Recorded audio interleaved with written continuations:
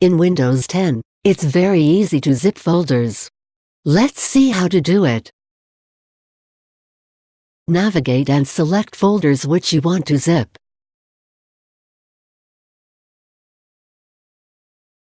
Right-click on selected folders. Place the mouse pointer on Send to. Click on Compressed Folder option. Type the name for zipped folder, and press Enter. Now, folders are zipped to single folder. To check out more tech videos, click here. To subscribe GuruAid channel, click here. For instant tech support, call GuruAid toll-free numbers